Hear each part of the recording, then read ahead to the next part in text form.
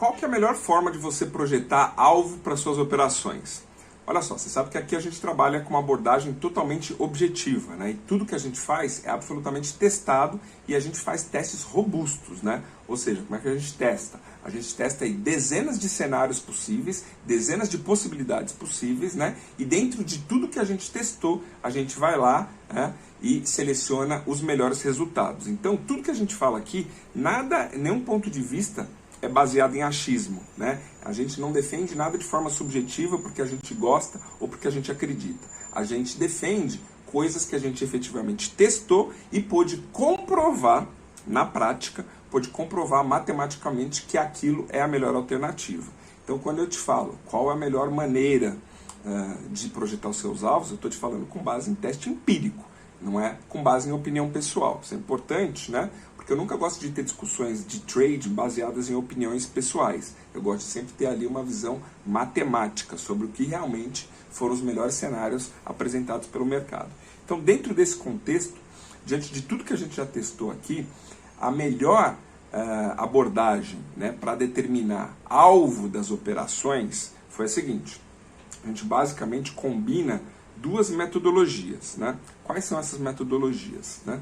Antes de te revelar quais são essas metodologias, só lembrando que as duas metodologias mais clássicas para determinar alvo no mercado são as seguintes: ou você vai projetar um alvo fixo, baseado em qualquer que seja o seu parâmetro, pode ser risco-retorno, pode ser determinada projeção com alguma estrutura ali de preço do mercado que você usa, pode ser algum indicador, mas o fato é que no início ali da sua operação, quando você fez sua entrada, você vai usar essa metodologia que você usa e vai projetar um alvo fixo. A hora que o preço bater naquele seu alvo fixo, você vai sair da operação, tudo certo, fez seu papel. Essa é uma possibilidade clássica entre as mais usadas aí no trade, né?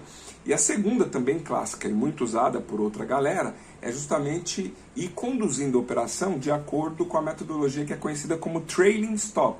O que é o trailing stop? Trailing stop é você ir movendo ali o seu stop gain, né, à medida que o mercado se movimenta. Então, cada vez mais, por exemplo, está comprado ali, o preço está indo a favor da sua operação. Você vai reposicionando o seu stop gain, aproximando esse stop gain do preço, deixando espaço para o preço trabalhar, mas vai aproximando. Se o preço volta no seu stop gain em algum momento, ele acaba acionando a sua saída da operação e você saiu ali e pôs seu lucro no bolso, né?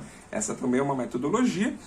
O trailing stop pode ser feito de várias maneiras, pode ser feito usando aí um indicador, pode ser feito pelo barra-barra, pode ser feito de várias formas, né? Mas o meu objetivo aqui é só falar que existem duas maneiras clássicas. Ou você projeta um alvo fixo e só vai sair da operação na hora que a operação buscar ali o seu alvo fixo, ou você vai no trailing stop, né?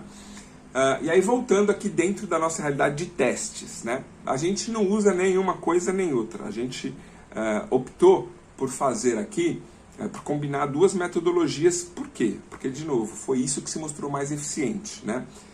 Os resultados, quando a gente analisa ali uma sequência longa de trades, né? Ali um bloco estatístico de trades, né?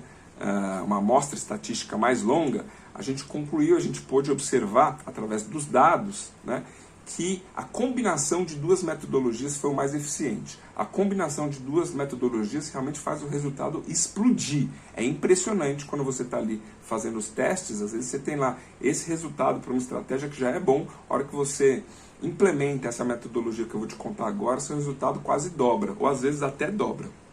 E o que a gente faz então? Então, a primeira coisa, de fato, a gente trabalha com uma projeção de alvo fixo baseado no risco-retorno da operação. Então, eu meço ali o risco e faço uma projeção de alvo baseado nesse risco. Pode ser de uma vez o risco, duas vezes o risco, 3 vezes o risco ou 4 vezes o risco, que é o máximo que a gente faz. Então, tem ativo que a gente opera uma vez, 2 vezes, 3 vezes e 4 vezes o risco. Como que a gente determina isso? Também baseado em testes, né? Porque risco-retorno depende muito da amplitude que o ativo costuma trabalhar, das volatilidades que o ativo costuma produzir. Então, tem ativos no mercado que trabalham numa volatilidade, numa amplitude menor. Já tem outros ativos que têm uma volatilidade, uma amplitude maior. E isso faz toda a diferença na hora de você determinar o risco-retorno. Tem ativos que performam muito bem com risco-retorno 1 para 1.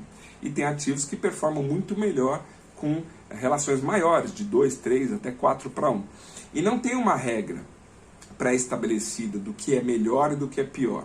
E eu vejo muita gente defendendo isso no mercado de forma bastante equivocada, porque o cara defende assim, não, sempre tem que ser no mínimo 2-1, ou sempre busque 3-1. Não é verdade. Quando você traz isso para a mesa e testa, né, você descobre que isso depende muito do ativo. Vai ter ativo que uma relação 1-1 vai performar muito melhor que 2-1, que 3-1, que 4-1.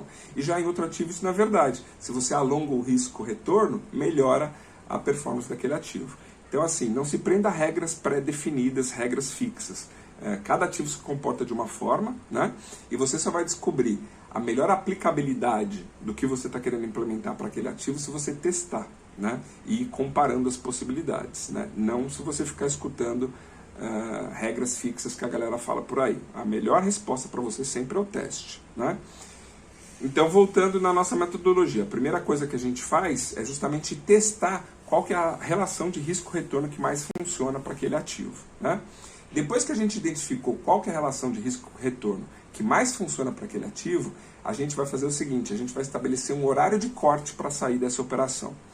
E olha só, eu vou te falar que isso faz total diferença, porque você começa a perceber que os ativos têm um horário que eles se comportam melhor no mercado. Isso eu acho que a maioria das pessoas já tem intuitivamente, até por operarem, você já vê que ativo que funciona melhor em determinada janela operacional. Mas quando você traz isso para o teste empírico, para verificação mesmo, para automação, e a automação vai lá e testa todas as janelas de horário, você tem a confirmação de que aquela sua intuição é verdade. E mais do que isso, você tem ali a melhor janela de horário para cada ativo, né? Porque às vezes a galera fala assim, o melhor horário é até às 11 horas, até o meio-dia, até 1 hora da tarde, né? Isso também não tem regra fixa, isso depende do ativo. Então, cada ativo aqui, a gente estabelece uma janela de corte diferente. E outra coisa, não só a hora de começar a operar, não só a hora, de terminar a operação, mas a hora de começar a operação também faz total diferença nos resultados. Mas isso tem a ver com as entradas e é tema para outro vídeo. Eu vou só me concentrar aqui em como finalizar, em como determinar os alvos. E aí, para determinar os alvos, a gente tem, por exemplo, tem ativos que a gente só opera até 1 hora da tarde. Então, independente de aonde esteja a operação, se ela, por exemplo, é um ativo que eu coloquei lá um risco-retorno de 3-1. A posição está andando a meu favor. Não bateu no alvo ainda que é 3-1. Está lá no 2, está lá no 1, está lá... Não importa onde ela está. Chegou 1 da tarde, eu vou finalizar aquela operação a mercado, independente de onde ela está. Eu sei que ela não atingiu o alvo, mas por que eu faço isso? De novo, porque os testes mostram que quando você trabalha com risco-retorno, medido de acordo com a amplitude de cada ativo, e junta essa metodologia de finalizar por horário, o resultado explode. Então, a combinação desses dois fatores se mostra, de longe, a combinação mais eficiente para você trabalhar, para você definir em que momento que você deve zerar suas posições, né? E seja no gain or loss, não importa. A operação está lá rodando no negativo, mas ainda não chegou no seu stop loss, né? Se deu aquele horário pré-estabelecido para a gente fechar a posição, a gente vai fechar. Não importa se ela está no gain, não importa se ela está no loss, não importa em que percurso do loss ela está percorrendo ou que percurso do gain ela está percorrendo. Então, eu tenho 2 possibilidades de sair da operação, na verdade 3, né? Fiz a entrada. Qual que é a primeira saída natural? Você foi estopado. Fui estopado, foi lá bater numa stop, ok, vamos para a próxima, a vida segue.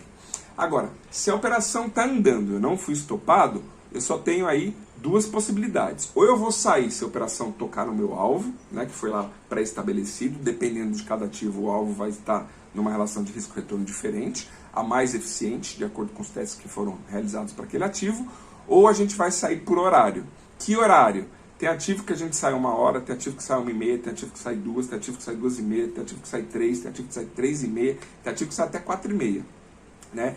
E a resposta para isso também não é uma regra, a resposta para isso é teste. E eu vou te falar uma coisa, essa relação é explosiva e eu fiquei até assustado quando eu comecei a ver, né, como que isso muda o resultado. Então, às vezes, não tem nem relação direta ao seu ponto de entrada, mas ao seu ponto de saída para determinar o resultado. Porque o ponto de entrada era o mesmo. A depender da metodologia que você usa para sair da operação, isso daí pode te dar um resultado desse tamanho no final de um período ou desse tamanho gigante no final do período. É incrível. Então, só para te dar uma dica, o que a gente usa por aqui é isso. A gente faz essas 2 coisas. Estabelece um alvo, né, e ao mesmo tempo estabelece uma linha de corte. E essa variação de alvo de linha de corte varia de ativo para ativo de acordo com os testes que a gente faz.